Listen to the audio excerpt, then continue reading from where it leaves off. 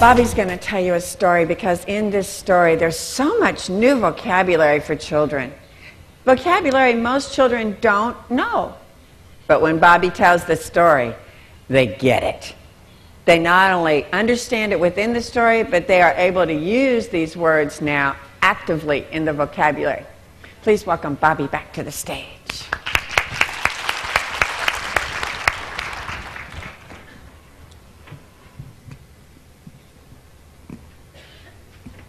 Actually, this particular story comes from the African American tradition, and it's about a baby hawk. A baby hawk.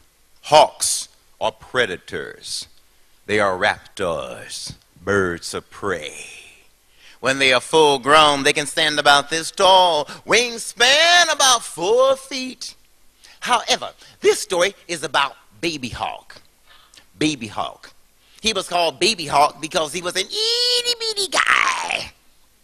He couldn't fly. His mommy could fly. His daddy could fly. 2 big brothers, they could fly. Big sister could fly. Grandma and Papa could fly. I still got it. Everybody could fly except Baby Hawk. But when Baby Hawk saw everybody else in the family flying, he wanted to fly too. Oh, but ladies and gentlemen, there were some things that Baby Hawk had to learn before he could fly. And this is how Baby Hawk learned to fly. The story goes thus. Once upon a time, there was a little bitty hawk. They called him Baby Hawk. You know why? Itty bitty guy.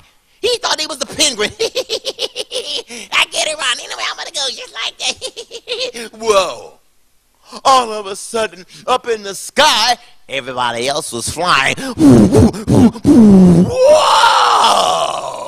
Look at him. He looked up in the sky. There were his 2 big brothers and his big sister riding on the currents of air. Then one saw a rabbit running across the field below. They stopped in mid-air. Did a roll down. Used their powerful hawk vision. Boom. Boom. Boom. Locked in their sights. System locked. Then they took a power dive straight toward the rabbit. They swooped down, their talons came out, grabbed the rabbit. Pow! Wow! How did they do that? He looked up again.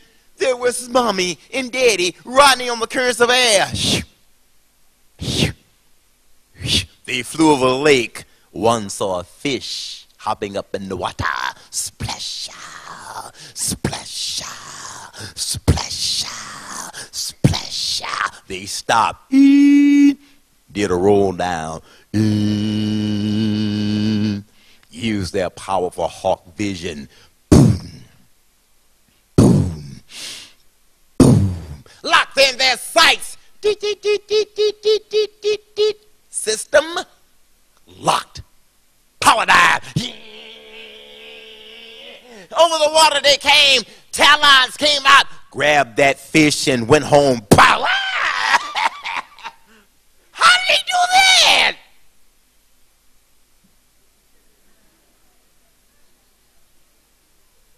I wish I could fly. Well, look at that. I'm going to try. So Baby Hawk started to practice. He started flapping his wings, flapping his wings, flapping his wings, and flapping his wings, flapping his wings, flapping his wings, flapping his wings, and flapping his wings. I'm still on the ground. You can't fly on the ground. I'm supposed to be up there. I'm down here. Hey, I'm going to ask my oldest brother to teach me how to fly. He can fly real good. Found his oldest brother. There he is. Oldest brother? Yeah, what's up, little guy? Will you teach me how to fly? Little baby boy, you want to know how to fly? Yeah, I really do. Okay, baby boy, I will teach you how to fly, but you have to learn something first. Okay, what? You have to learn to have a purpose. Purpose? What's that? Look, little boy, you can't just jump up in the sky and start flying around. You have to have a purpose in life to know why you want to fly. Oh, okay. Time come, time go. Baby hawk learned about having a purpose. Okay. Why do y'all want to fly? 'Cause I'm a hawk. Duh. Time to practice, and he started flapping his wings, flapping his wings, flapping his wings, and flapping his wings, flapping his wings, flapping his wings, flapping his wings, and flapping his wings. I'm still on the ground! I'm not flying! He tricked me! You can't fly on the ground! I'm supposed to be up there! I'm still down here! I'm gonna ask my second big brother to teach me how to fly. So he went and found his second big brother. There he is. Second big brother? Yeah, what's going on, little guy? What do you want? Will you teach me how to fly like you? Little baby boy, you wanna know how to fly? Okay, baby boy, I will teach you how to fly, but you have to learn something first. Okay, what's next? You have to learn to have patience. Patience? That's what a doctor has. Oh, no, boy. Not doctor's patience. Read the dictionary sometimes. You have to slow down. Take your time. Chill out. Take your time. Slow down. Have patience, baby hawk. You will fly. Okay. Time come, time go. Baby hawk learned about patience.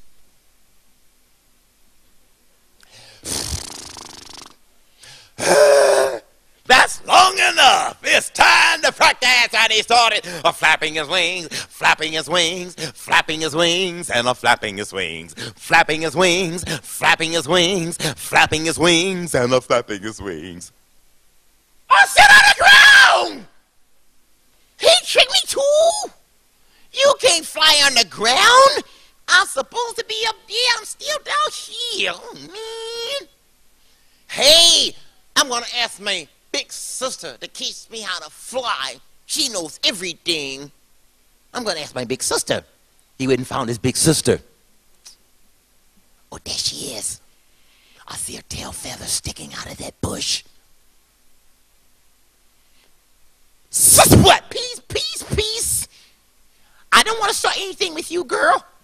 Well, what do you want, little boy, pulling on my feathers like that? Make it short and make it quick. Make it short and a piece. I'm going to have a piece of you in a minute. Now, what do you want? I want you to teach me how to fly. Oh, that was rude. Yes, I will teach you how to fly, but you have to learn something first. Too much learning. My head hurts. What do I have to learn next? You have to learn confidence. Confidence? What's confidence? Look, little boy, be like that little engine in that book. I know I can, I know I can, I know I can, I think I can. Have confidence in your brain and courage in your heart, baby hawk. You will fly. Okay. Time come, time go. Baby hawk learned about having confidence in his brain and courage in his heart. He was walking around. That's right. You know I'm bad. You know I'm bad. I'm bad. I'm really, really bad. There's nothing to it but to do it. Time to practice, and he started flapping his wings, flapping his wings, flapping his wings, and flapping his wings, flapping his wings, flapping his wings, flapping his wings, and flapping his wings. I'm still on the ground! She tricked me too! Baby Baby Hawk got so upset he sat down and started crying, sitting in the grass. I don't want to cry. I want to fly.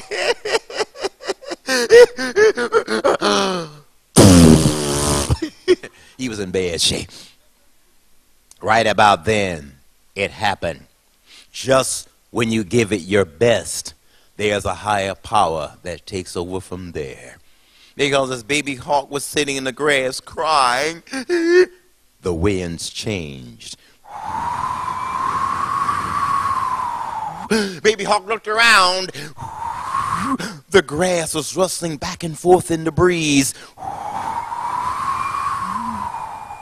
The wind was moving his feathers up and down. What is that? What's going on? And then a shadow came over the grass. The shadow got bigger and bigger and bigger. And all of a sudden, Baby Hawk was picked up. It was Daddy Hawk. Daddy Hawk had grabbed his son in his huge talons and carried his son in the air. Baby Hawk said, "Where we going, Daddy?" "We're going for a ride, son. This is a very special day." And Daddy Hawk took Baby Hawk way up to the top of a mountain and dropped him off at the peak. Then Daddy flew away to another mountain and landed to where the rest of the family was waiting. And Daddy landed. All right, Baby Hawk, today you learn how to fly, okay? I want you to fly from over there on that mountain peak and come over here to where we are. Baby Hawk said, "All right, Daddy, here I come." He looked at the ground.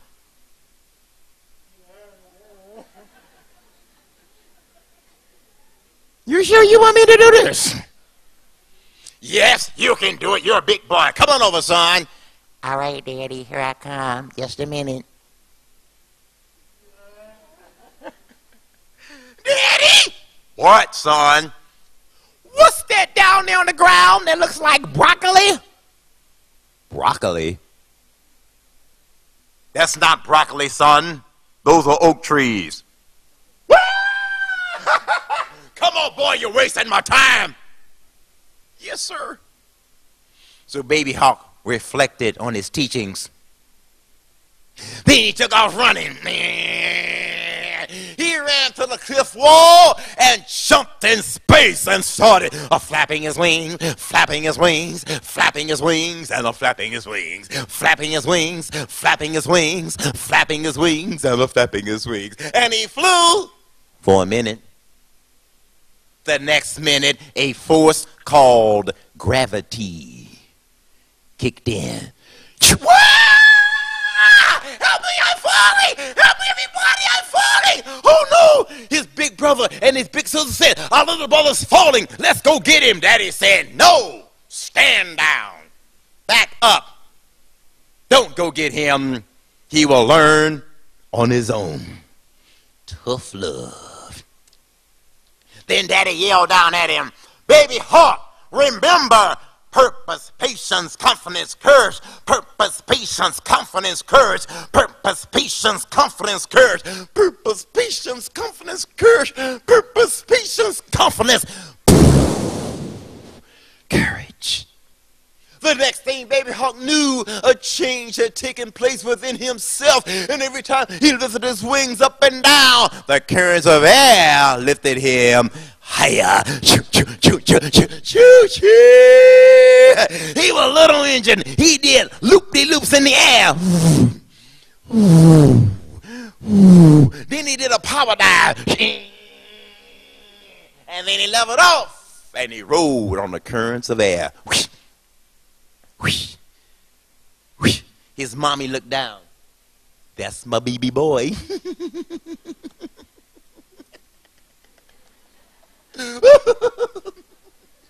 When Baby Hawk landed, all right, I did it! I did it! Oh, what a rush! Oh, that was better than bungee jumping.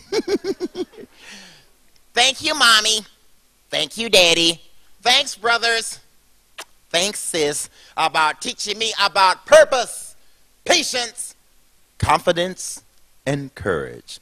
Because without that, life itself would be just impossible. And that's how Baby Hawk learned to fly.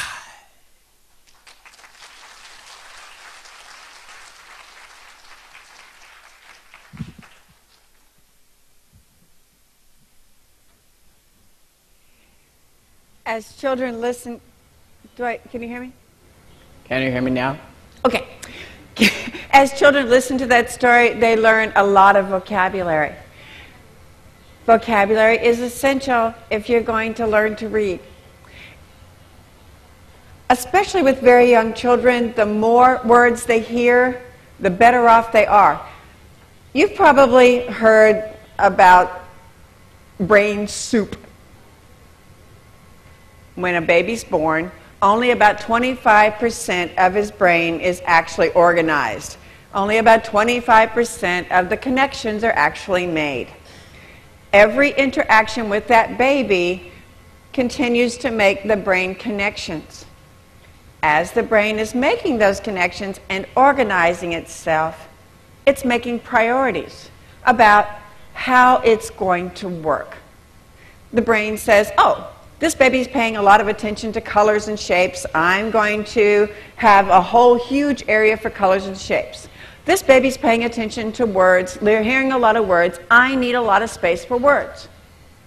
In fact, researchers have said that when babies hear words, lots and lots and lots of words, the brain actually sets aside a huge area for storing words. A baby that doesn't hear lots and lots of words, that brain sets aside a tiny area for storing words. And the brain is then programmed only to use those kinds of areas. So, they say that I know that in the United States, we have children who are born to parents who do not talk to them. They just don't talk to them. They don't know the purpose of talking to them. They don't know how important talking to them is. So these children grow up with what is now, they say it's a 30 million word deficit. They have heard 30 million words less than other children. Some of these children don't even know their own names because somebody says to them, you, do that. Well, you is their name, apparently. They don't know their name.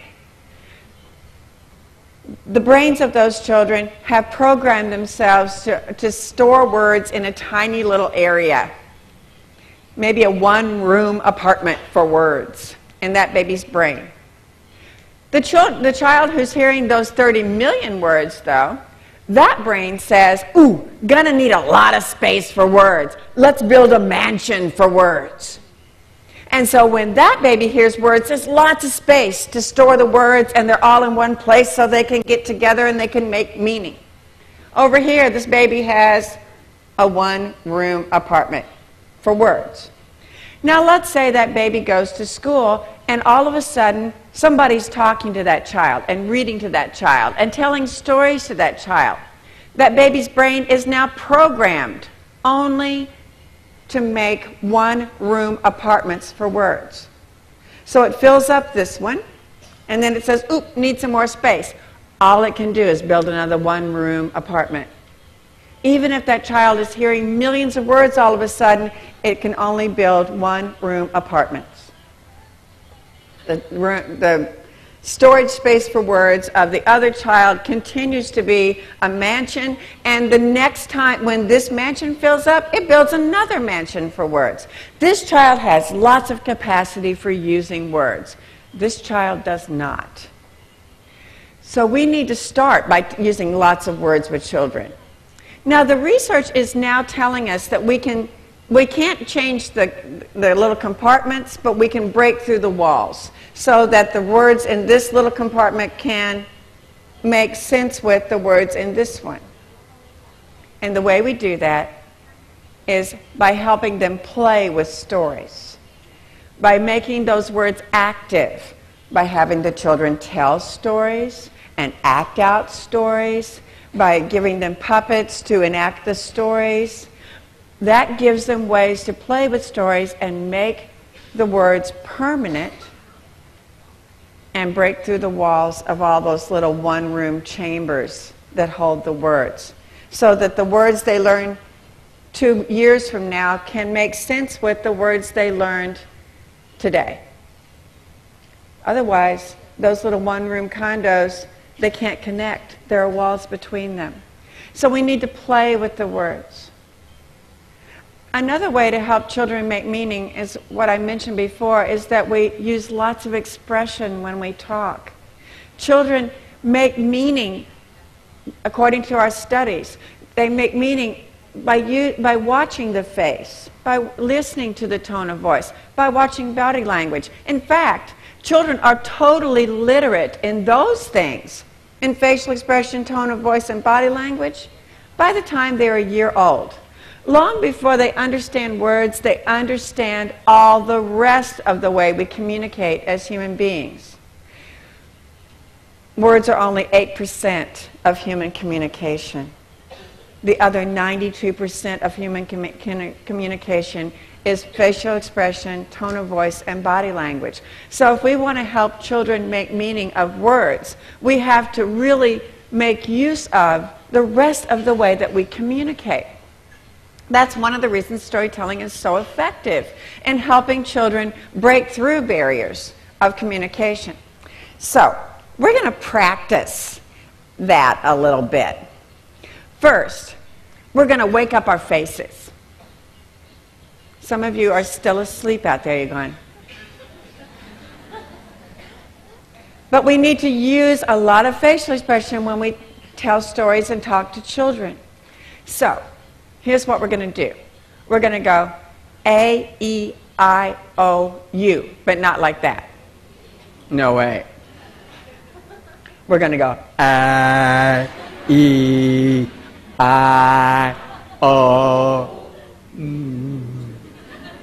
And we're going to do it again, because if you don't look stupid when you do it, you're not doing it right. So I want to make sure all of you, you're going to, oh great, you're going to see it up there. I want to see that out there too. Okay? Ready? Take a deep breath.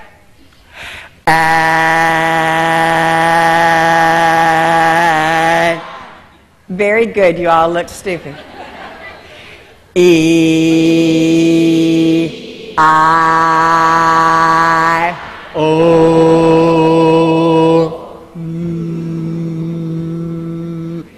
Can you feel your face kind of waking up? Okay, we're going to do one more. It's part of a yoga pose. We're not going to do the whole body thing, but we're going to do the facial part. It's called the lion, and you go like this. Take deep breath. Excellent. Look at you. Your faces are all awake now. All right, now that your faces are awake, we're going to use our face to make expression. So show me, I'm happy. I'm excited. I'm very sad. I'm mad. Scared. Bored.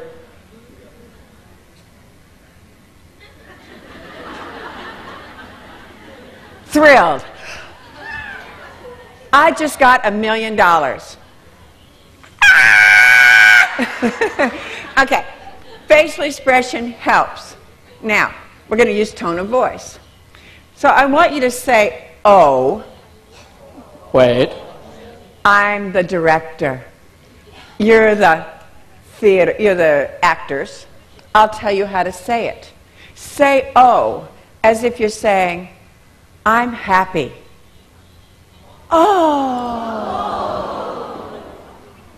As if you're saying, I'm excited. Oh. As if you're saying, I'm sad. Oh. As if you're saying, oh, look at the cute puppy. Oh. As if you're saying, Smell what the cute puppy did. Ew. As if you're saying, do I really have to clean that up?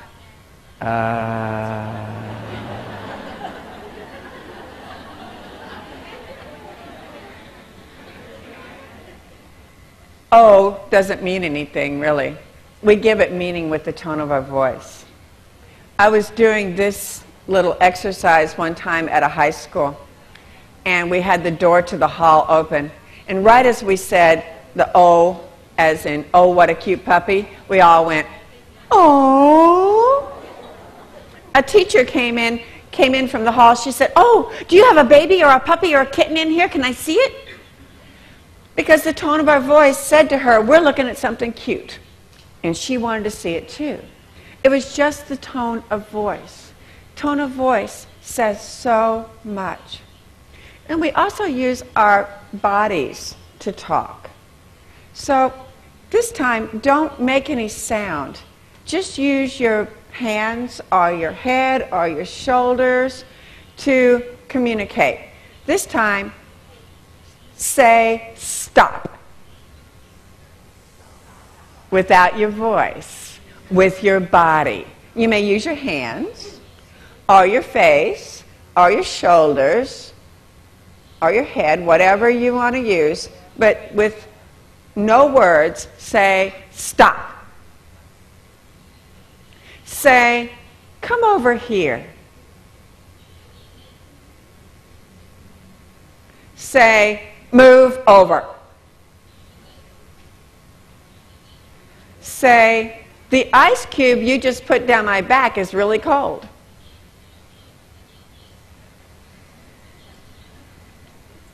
Now, with no hands, say, there's a bug crawling on my face. It's on my nose. It's on my lips. It's on my eyelashes. It's gone. I just like to watch that one. It's just fun. Your face helps children understand. At the age of 1 hour old, a baby starts to mimic facial expression. So you want to have the most expressive face you can when you work with children. And it's really, really, really important that you truly love working with kids. If you're going to work with kids, you better like it. Because you know what? They can tell. It doesn't matter. You can be saying, I love you and I love this story. But if you really don't, with your face and your voice and your body language, you're saying, I don't like you and I don't like this story. And they know. They may not be able to say it. They may not be able to even put their finger on what's going on wrong here, but they know. And so if they come into the school and you don't like them, and you're going to be telling that with every facial expression, with every tone of voice, with every movement of your body, you will be communicating it. So it's very important that when you are sharing a story with children, you love that story, so that the message they're getting is not, this is really boring and I really don't like doing it and I don't like you. Do you want that to be the message they get? I don't think so. We want them to get the message that we love them and that we love stories and we love bringing them together. Bobby's handing me my notes so I know where to go next. Okay. And he turned to the wrong outline.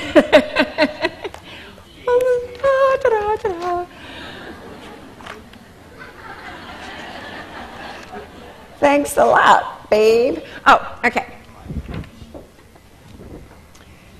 A few years ago, I was working with a family literacy project in the United States. What this project was about was helping children and parents make meaning of story. Because the Arts Council that put this together realized that literacy is not decoding words. It's making meaning. So they got together 25 families, all of whom had children who were way below grade level in reading. Way below. At least 2 years, many of them 3 years below grade level. And they brought the parents and the children together, and they gave them books. Now, each week, the parents and children went home with the same set of books. So, one week, I might go home with 3 books about monsters. All the children and parents would go home with the same books. The next week, they would go home with maybe a set of stories about not being able to sleep. It didn't really matter. But they would come back. They were assigned, the parents were supposed to read these stories aloud to the children. Well, they would come back and they hadn't read them. Or they'd read them, but nobody remembered them. My job as the storyteller was to tell the stories. The same stories that they were reading. First week, they went home with the books. They came back, and we said to them, "Did you read the books?"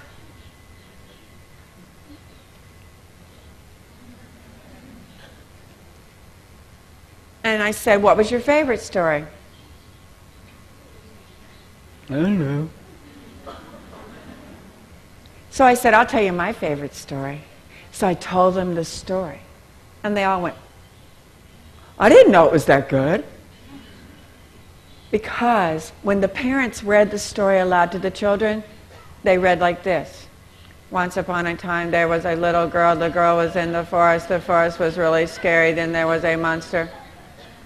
And the children didn't pay attention for some reason. So I told them the story, and then there was a lot of discussion that somebody else did with the parents and the children about the stories and about what they understood about the stories. And they went home with new books. And they came back. And we said, "Did you read the stories?" So I told the stories. We did it all again. I told them the stories. And they loved the stories all of a sudden. Next week, we sent them home with books. They came back. And the parents said, "I'm using some of your tricks. I'm doing voices and stuff. Guess what? They're listening to me now." And the children knew the stories this time. Now, what I left out was this took place in the school library. The first week when they came in, you would have thought the books were on fire. They wouldn't look at them or touch them. Nasty. Second week they came in, they wouldn't touch the books. Third week when they came in, they headed for the shelves. Fourth week when they came in, they checked out books. Not just the books they were given, they took books home with them for their parents to read to them. By the fifth week, those children were reading almost at grade level. And the only thing we did differently was we were reading aloud to them with expression.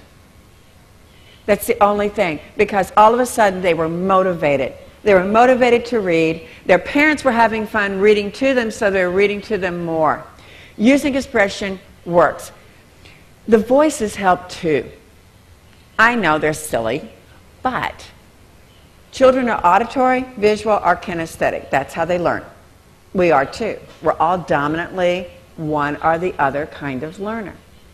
If you're an auditory child, and somebody is talking to you in a really boring voice and they never change their voice and they just go on and on and on and on and on and on and on and on and on and on and on and on and on. If you're an auditory learner, you are not going to listen. But the younger a child is, the more dominant their learning style is. So if you have a dominantly auditory child who's 4 years old, that child learns 85% of the time from listening. And if there's nothing interesting to listen to, they're not learning at all. So we need to change our voice. If a child's a visual learner, 85% they're visual. They need to see.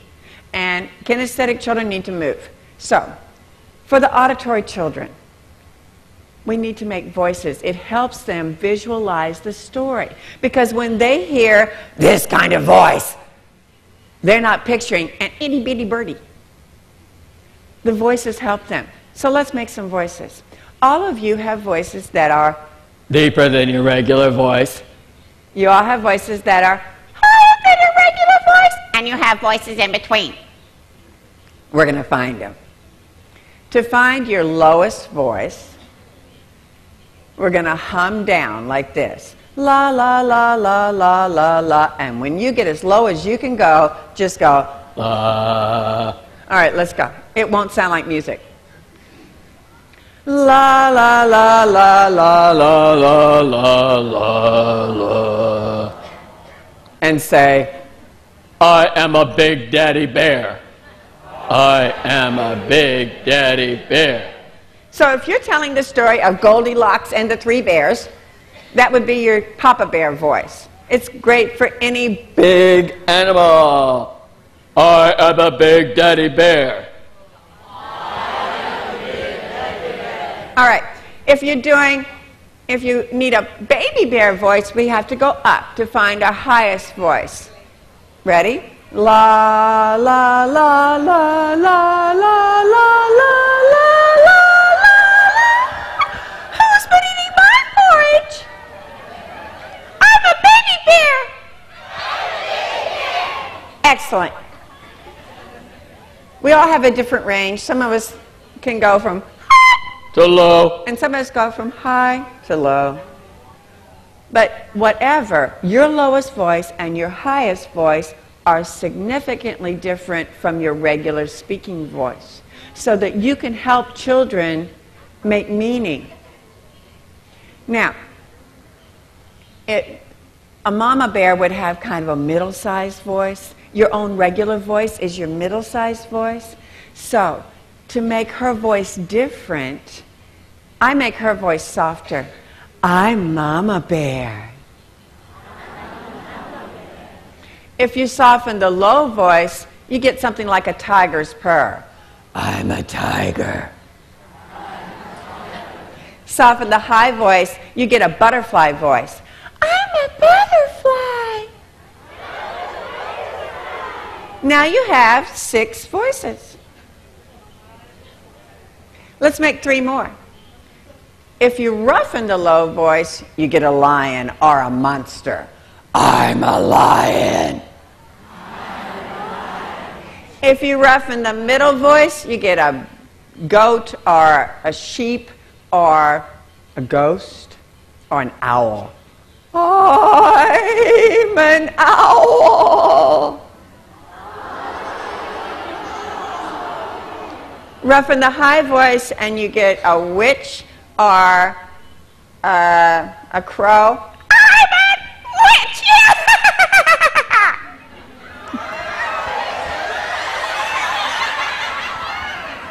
All right. Very nice. According to Mem Fox,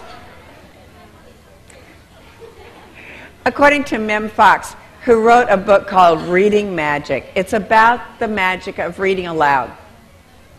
She says that if we do 7 things with our voice, we can make more meaning for children. You can speak high, Low. soft, loud. I didn't know y'all could do that. Fast, slow,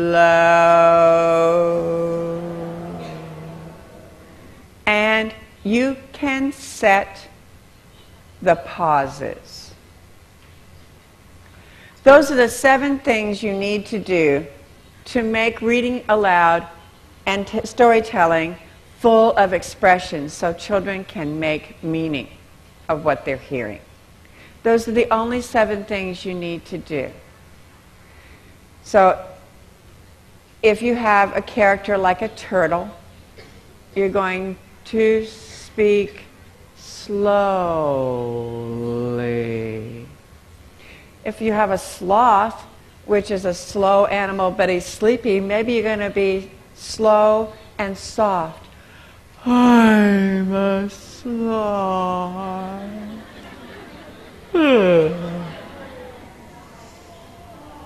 But if you have a rabbit would go really fast because, you know, it runs really fast, so it might go really fast, so you would talk really fast and you'd be a rabbit. So if you use different combinations of those 7 things, fast, slow, loud, soft, high, low, and pauses, you can make meaning with your voice. All right. The other thing we talked about children need to make meaning of the squiggles. Children need vocabulary. They need to be able to visualize in order to make meaning of that vocabulary. And they need to have a large experience of the world. Because you know what? What you read isn't going to make any sense if you don't know what they're talking about, you know? If I'm reading about auto mechanics, I can decode the words. I know what it's saying. I know what the words mean. I still don't understand what it's talking about because I don't know anything about car engines. If I knew about car engines and I read about it, I would know how to fix the car engine. But because I don't know anything about it, reading about it doesn't help me. I can't make meaning. In order to make meaning, in order to be literate, we need to help children gain a wide experience of the world. Storytelling can help them do that. Storytelling can take them to places they've never been. It can help them see things they've never seen. It can help them understand things they would never have encountered otherwise.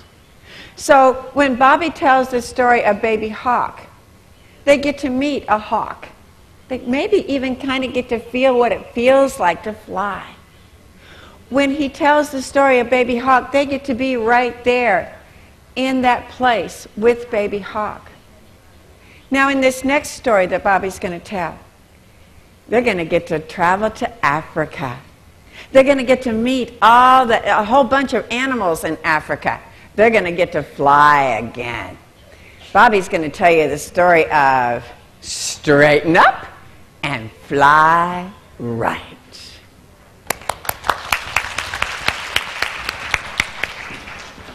Thank you, Sherry. This story takes place in Kenya, East Africa, on the Serengeti Plains. And on the Serengeti of Kenya, East Africa, there live the monkey, the buzzard, the rabbit, and the squirrel. All the other animals of the Serengeti were there too, but there was a drought and there was a famine. And one of those animals, he disobeyed the laws of nature. You cannot disobey the laws of nature without paying a price, because what goes around comes around. And this story, some people call it by 2 titles. One title is called Cool Ride in the Sky, and the other title is called, as Sherry mentioned, Straighten Up and Fly Right. Once upon a time, when the animals could talk, on the Serengeti of Kenya, it was hot. Oh, the temperature was so hot. It was about 125 degrees Fahrenheit. The animals were in the heat. I'm melting. Help me. I'm melting. Oh. You could see big puddles of sweat running across the ground. You could see heat waves coming up from the ground. Jibbity, jibbity, jibbity, jibbity, jibbity, jibbity, jibbity. Elephant, rhinoceros, hippopotamus, crocodile, they were in the river in the mud till their eyeball. It's hot. I'm not coming out of this river until night. The mud kept them cool. Animals in the trees had leaves fanning themselves. Oh, it's hot. I wish somebody would have been air conditioning. Every animal was seeking shade but monkey. Monkey, the only animal in the open field looking up at the sun going,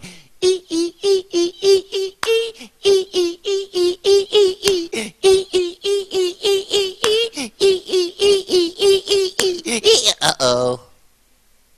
The monkey saw something in the sky. It was a little black dot coming over the horizon. When the black dot got overhead, The black dot descended toward the ground lower and lower. It was Buzzard, the scavenger, coming in for a landing. He landed right in front of Rabbit. Mr. Rabbit, come here, Mr. Rabbit. It's a hot day, isn't it? It's hot. It's very hot. I can't cool my big old ears off. It's so hot. How would you like to go for a nice cool ride up in the sky, Mr. Rabbit? Ooh, I don't have wings. How can I do it? I have them. Hop on my back, Rabbit. I'll take you up. Okay. The rabbit hopped on the Buzzard's back. He took off into the air. He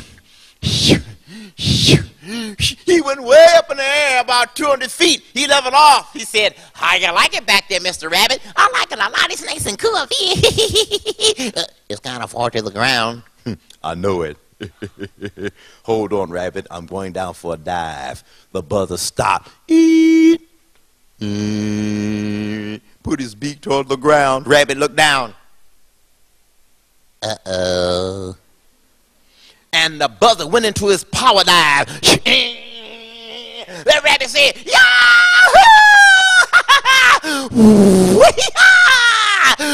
Oh, but all of a sudden, the Buzzard rolled over. And the rabbit lost his grip, and he fell off. Pow! Hit the ground. There was rolled pizza all over the ground. Piece of rabbit was over there. Piece of rabbit was over there. The rest of them, down the street. It was not a pretty sight. But that night, Buzzard had rabbit stew with curry.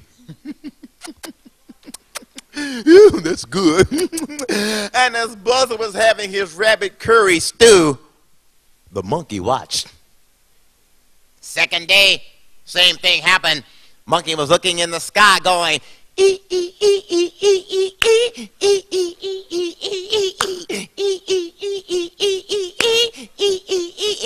uh-oh. The Buzzard was coming over the horizon once again, and right over here he descended towards the ground lower and lower. Buzzard came in for his landing. And he landed in front of Mr. Squirrel. Mr. Squirrel, come here, come here. It's a hot day, isn't it? Real hot, real hot, real hot. Hey, come by, Brucey, tell him it's so hot. Hey, Mr. Squirrel, how would you like to go for a nice cool ride up in the sky? I don't have wings. I got them. Hop on my back, Mr. Squirrel. I'll take you up. Okay. He hopped on the Buzzard's back, ladies and gentlemen, and the Buzzard took off into the air. He went up 200 feet. He leveled off. He started riding on the currents of air. How you like it back there, Mr. Squirrel? I like it a lot. It's kind of far to the ground. Buzzard said, I know it is. Hold on, Mr. Squirrel. I'm going down for the dive. Squirrel said, uh-oh. Down the Buzzard went.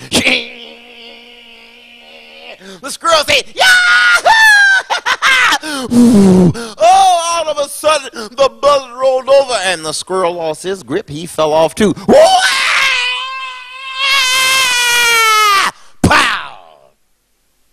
Hit the ground, flatter than a pancake.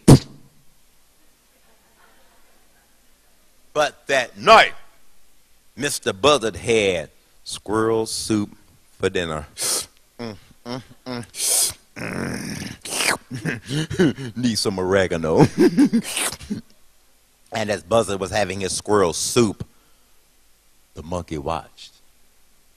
Third day, same thing happened. Monkey was scanning the skies with his eyes, going,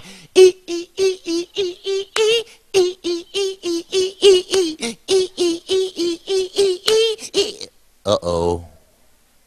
It was Mr. Buzzard coming over the horizon, and Buzzard came down for his landing. And this time, he landed in front of Monkey. Hey, Mr. Monkey, come here, come here. Mr. Monkey, come here. Yes, sir. It's a hot day, isn't it? Yes, it is. It's quite humid. Mr. Monkey, how would you like to go for a nice cool ride up in the sky?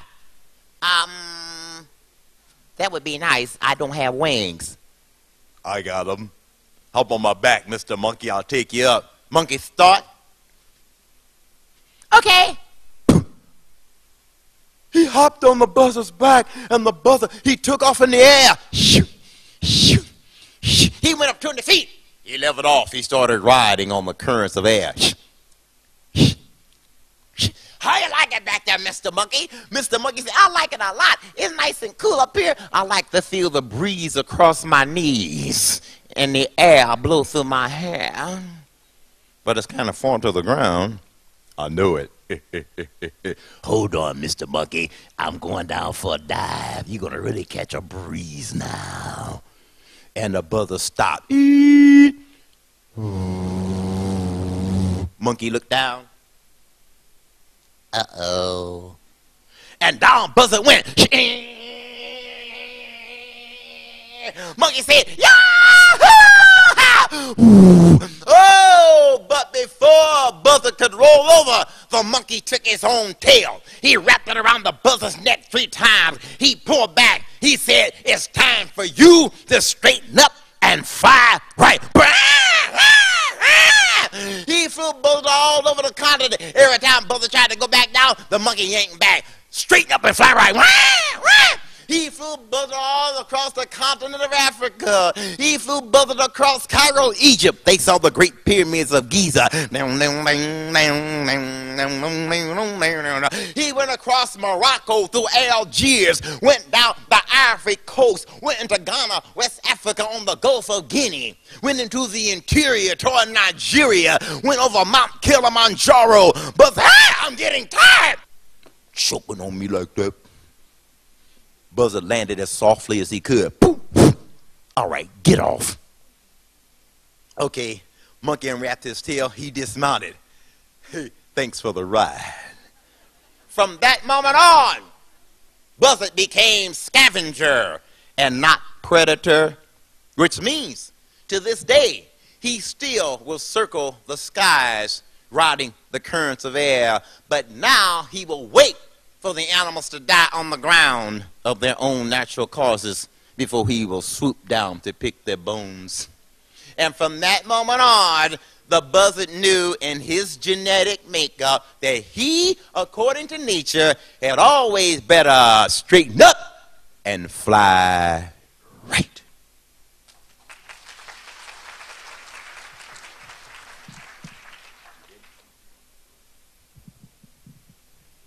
So you just, okay, am I talking loudly? Can you hear me? You just took a trip all around Africa with monkey and buzzard and met a whole lot of animals in Africa. If you were a child who didn't know anything about Africa, now you have heard some of the names of places. You have kind of experienced it. You've broadened your knowledge of the world. You were probably doing something else. You were predicting. In fact, when Bobby said that Rabbit looked down and said, uh-oh, what did you think was going to happen? You were thinking something was going to happen. You kind of had an inkling. You were predicting. When Monkey had been watching all that time, and Monkey finally got on to the buzzard's back, what did you think was going to happen? You were predicting. You were also problem solving because you were trying to think, how could this work out? How could this story work out? That's all about comprehension. We have to help children learn to read between the lines. Not only to read and understand what's happening in the story, but what might happen next. And we can do that through story. When we're telling stories, children aren't having to decode. They can practice all the comprehension skills. They can practice every single one of the comprehension skills without having to do the mechanics of the written word. But since literacy is not just about reading decoding those little squiggles, they're practicing all the other skills. As educators, you probably realize that literacy actually has a lot of domains. There's listening. That's a literacy skill. Speaking is a literacy skill. Reading is a literacy skill, but it seems like that's the only one we ever put any value on anymore. Writing is a literacy skill. We also put value on writing. And visual literacy, which we practiced earlier this morning, is a literacy skill. Those are all, those 5 domains of literacy are equally important, and they're equally interwoven. Right now in our schools, it seems around the world, in our schools, we put emphasis on only 2. We put emphasis on reading and writing. But all educators know, and all of you in this room know, that you can't learn to read and write until you learn to listen and speak. So we need to get our children listening first, then speaking, then reading and writing. So I'm going to tell you a story that I want you to be doing a little predicting as you're listening to it, but you're also going to be part of the story. You're going to be helping to tell the story, practicing your vocabulary, practicing predicting. This is a story that comes originally from Puerto Rico, but this is my version of the story. Once upon a time, there was a little girl named Casey. Casey lived with her grandma in a house she thought was scary because the floors went. Can you make that sound, please? And the doors went squeak. And the lights went. Every night, Casey's grandma would take her up the stairs. Let's go. Down the hall. Where she would open Casey's door with a squeak. Turn on the light with a. She'd put Casey in bed and pull the covers up to her chin. And Grandma would say, Casey, are you going to keep me awake tonight with your moaning and groaning and crying like you always do? And every night, Casey would say, not me. So Grandma would kiss her goodnight. She'd turn out the light. She'd close the door. Squeak! And she'd go back down the hall. Down the steps. And every night she would hear Casey say, Wah! So Grandma run back up the steps. Let's go. Down the hall. She would open the door. Squeak! Turn on the light. And every night she would say, Casey, why are you crying? And every night Casey would say, because I'm scared. One night, Grandma got a wonderful idea. She said, Casey, would you feel better if you had the dog to sleep in bed with you? And Casey said, uh-huh. So Grandma went back down the hall. Down the steps. She got the dog, and the dog and Grandma ran up the steps. Down the hall.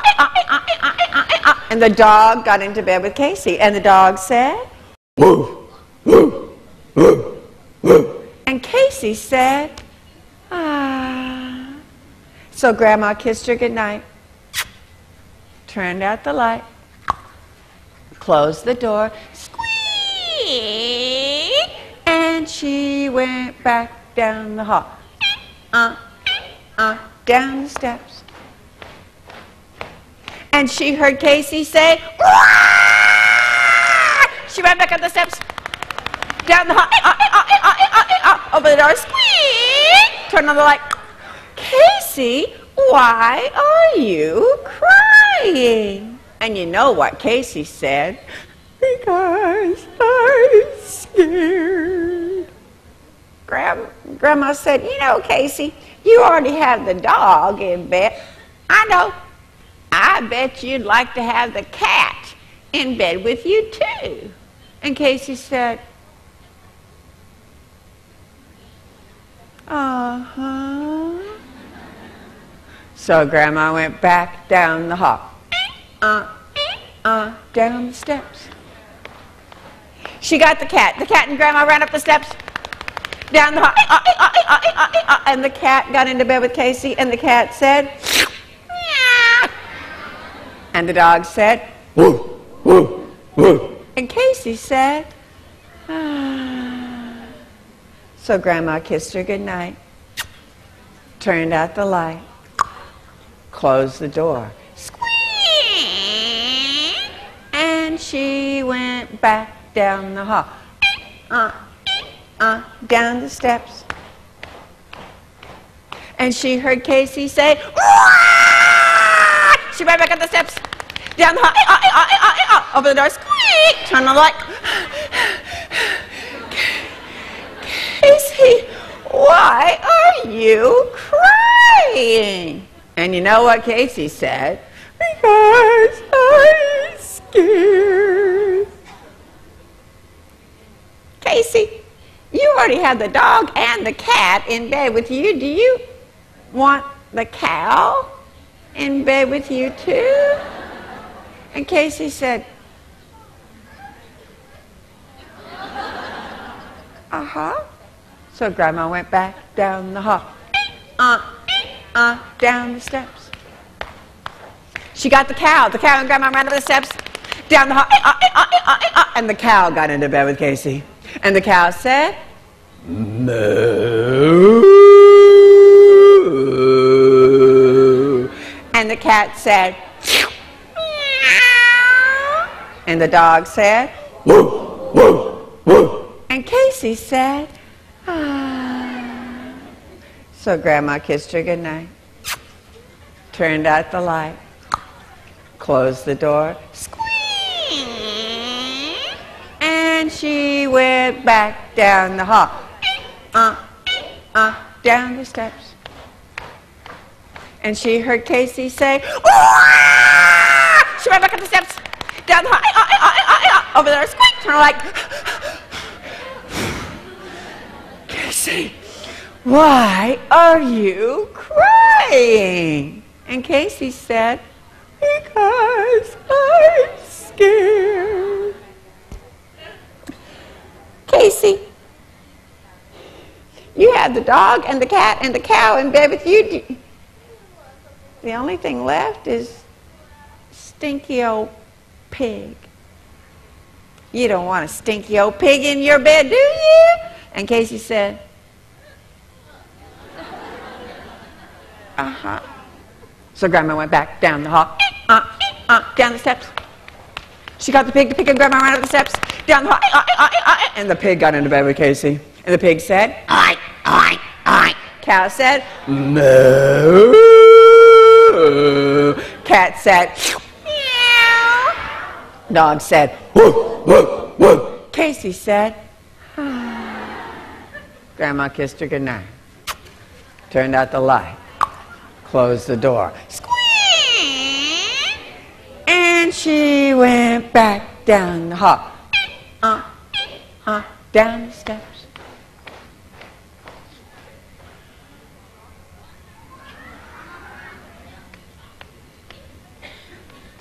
Boom! Grandma heard a horrible crash. She ran back up the steps, down the hall, over there, squeak, turn the light. And there was Casey, and the dog, and the cat, and the pig, and the cow. And they were fine, but the bed had crashed to bits. Because you can't put all those big fat animals in the bed. So Grandma said, we're going to find you a new place to sleep. She took Casey by the hand, and she said to the animals, follow me. They all went back down the hall, down the steps, to the new hall, shh, shh, shh, shh, where they opened the new door with a shh, turned on the new light with a shh, Grandma tucked Casey in bed, pulled the covers up to her chin and said, "Now, Casey, are you going to keep me awake tonight with your moaning and groaning and crying like you always do?" And Casey said, "Not me." So Grandma kissed her goodnight, turned out the light, shh, closed the door, shh, and she went back down the hall, shh, shh, shh, shh, to her own room, where she got into her own bed, pulled up the covers to her own chin, and went to sleep. And Casey never again woke her up with her moaning and groaning and crying like she used to do, because now she didn't have a light that went, she didn't have a door that went squeak, or a floor that went so she was never afraid again. Thank you. Do you think that as children listen to that story, they're predicting what's going to happen next? They are. They pick up first. They pick up the pattern of the story immediately. And right about the time that you started telling the story with me, even 3-year-olds are telling the story along with me because they pick up the pattern of the words and the action. They're also trying to predict which animal she's going to bring next. And kids will say things like snake or elephant, which Grandma never ever puts in the bed in my story. But they're trying to predict what she's going to do. The other thing that you can lead children in doing, in helping them make meaning, is helping them relate the story they're hearing to other stories they've heard, to themselves, and to the world. That helps them make meaning. So, when I tell this story to little children, I will sometimes say, can you think of another story that's kind of like this one? And most children do get told stories about things that are scary and things that go bump in the night and scary sounds. And they can remember those stories and they'll tell you about those stories. Every time I tell this story to children, somebody will say, some child will say, "I'm scared of the dark, I'm scared of sounds, I hear those sounds at home, I'm scared." They're relating the story to their own experience. And you can lead them in helping them to relate the story to things that happen around them. Maybe a friend of theirs is scared of the dark. Maybe somebody in their neighborhood hears scary sounds. So they're starting to relate literature to other literature, to themselves, and to the world. That's how we become literate adults, by making meaning, by relating it to ourselves and the world and to other literature. We can start when children are very, very young, making those relationships, helping them to make meaning of the words we say to them, helping them to gain knowledge of the world, helping them to gain language. You are the ones who are going to be doing that. You're going to be telling stories, because stories help to do all of those things.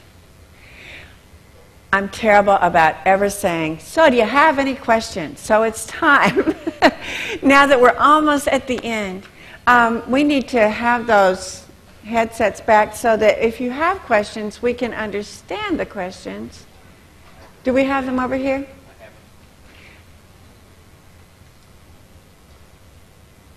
Let's put them on and see if anyone in our audience has any questions.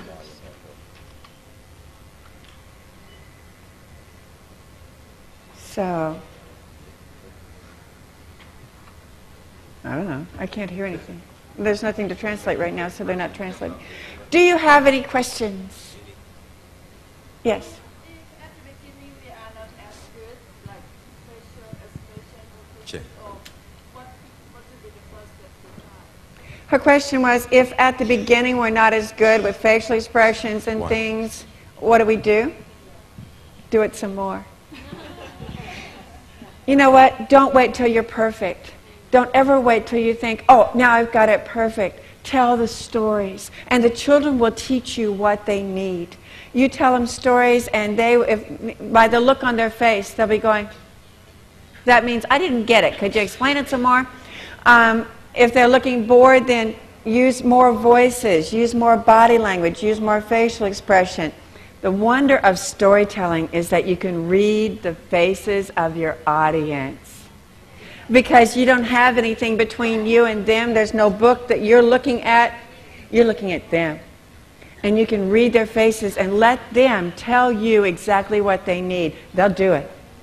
But the more you do it, the better you get. Don't wait till it's wonderful. They want to hear you tell them stories. They're hungry for it. They don't know it maybe, but they're hungry for it. Just do it. Thanks for asking that question. Do you have another question? Could you take the microphone over to you? Like, among the audience, can we group them like different age, or should be like more or less of the same age? I like to, she was asking, do you group the audience by age level?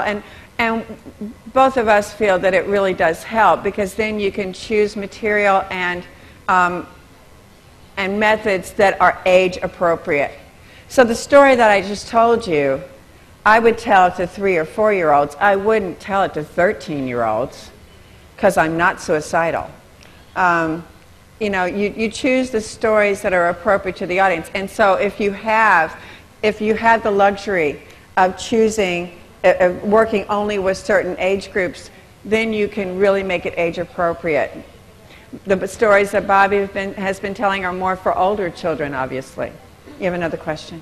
Yes, older children being children who may be about 7, 8, 9, 10 years old would love Straighten Up and Fly Right. It resonates with them very deeply. They love it, especially the repetition and they ee. In schools, they would be clapping and and with me. Yeah, in schools they do You guys didn't do that, but they do. You're educators.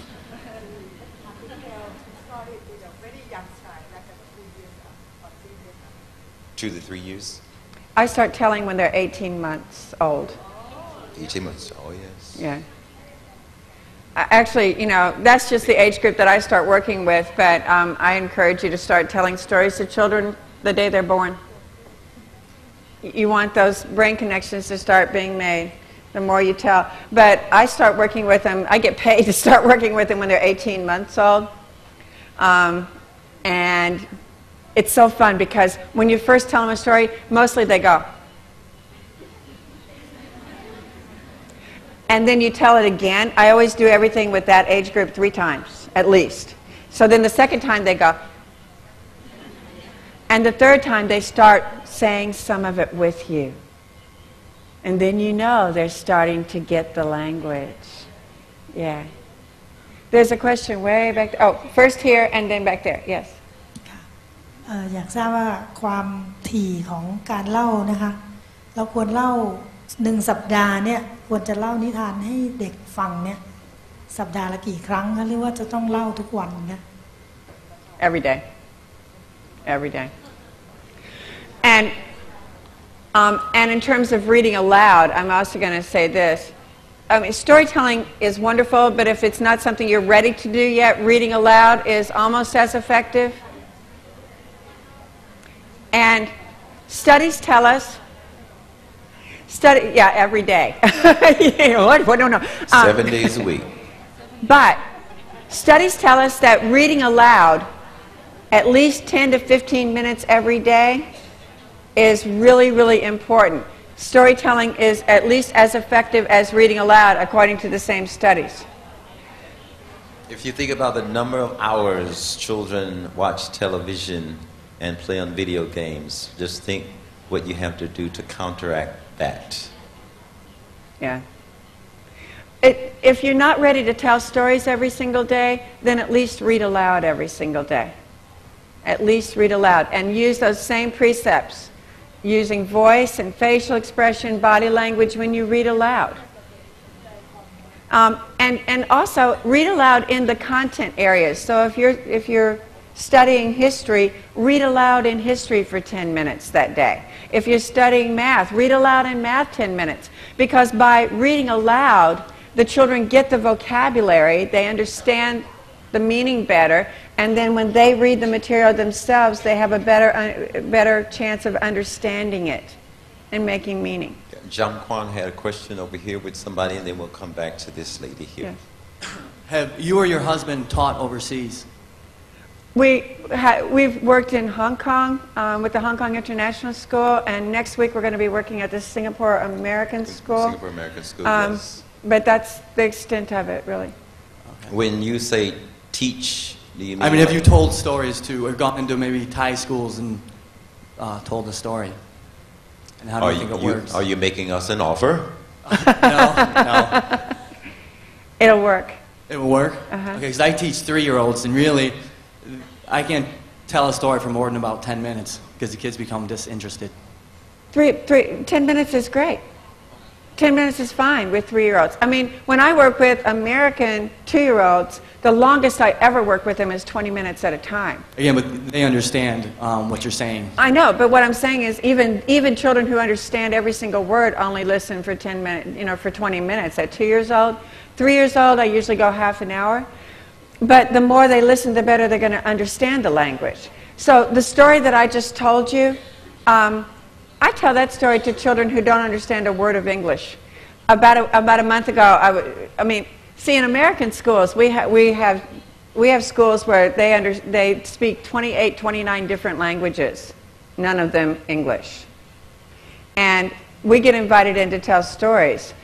And usually they don't tell us ahead of time, by the way, nobody speaks English. So we're up there telling stories. Well, that story that I told you, it works for an audience of children who don't understand a word of English, because there's so much body language and repetition and sounds that they're right there with you. Yes, in the United States we have children that we tell to who are from Lithuania, children who know Spanish but not English, children who are from Vietnam and all the parts of the world. And so it's a lot of facial expressions, a lot of repetition, a lot of sound effects. And with the combination of all those things, it draws the young mind, no matter what language they learn at home. Repetition, right. Sound effects, facial expressions, meter, rhyme, rhythm, all draws the young mind into the vortex of the story. And when you do a story like the one that we just did that has so much repetition in it, it gives the children a chance to get that language that they're repeating into their active vocabulary. It's a much easier way to teach language than just to teach them like with little word sheets and things. That's the way to teach language, according to all the studies. I don't claim to know how to teach language. What I can tell you is what the studies tell me and what teachers tell me about the way the children respond to the stories that we tell them, even when they don't understand the language. Did you say that you repeat the same story at least 3 times? Is that for suckling? With very young children. Very young. Yeah. And as long as children are asking for the same story, keep telling the same story. Children, our brains do need repetition. And children will continue to ask for the same story. You know how they do it. Again, until you're ready to go crazy. And you never want to hear the story again. But they may not be able to tell you why they need the story, but they need it. Sometimes they need it because they just want to learn the story or because it's fun. But I have just a brief moment to tell you a story. Over the years, I've done a lot of work in homeless shelters. In the United States, we have a lot of shelters for women and children. In the county that I worked in as a librarian, we had 10 shelters that were just for women and children. So we had storytellers that went to the shelters on a weekly basis. One of our storytellers would go to this one shelter that sheltered 150 women and children. Every time she walked in the door, this little girl would meet her at the door. And every single time she would say, "Tell me the story of Hansel and Gretel, the story of Hansel and Gretel, the story of Hansel and Gretel, the story of Hansel and Gretel." And Betsy would tell her Hansel and Gretel 6 or 7 times every night. one day Betsy brought her own beautiful illustrated copy of Hansel and Gretel and said, "Look what I have for you, sweetheart." And the little girl said, "I don't need it anymore." And Betsy said, "Did somebody else give you the book?" And she said, "No, but see, I figured out that in the story, the little girl and her brother, they had a nice home, and then they had to go to a really, really scary place where it was really awful, but then they got to finally go back home again, and that's what's going to happen to my brother and me." She found a hope. She found hope in that story. She was able to verbalize it. She was able to tell us what she needed in that story, and when she finally recognized it and was able to verbalize it, she didn't need to hear the story anymore. But until she could figure out what it was that was compelling to her, she needed to hear the story over and over and over. And when she finally found the hope in that story, she was able to move on. So when children ask you for stories over and over and over, trust that they need that story for some reason. Keep telling the story. I think our time is up. And we will have time during the afternoon session, every 4 hours, and we can take more questions, have more time at that time, because I have a lot more to say about why young children love story. But right now, a nickel is a nickel and a dime is a dime. We would tell you more, but we've run out of time.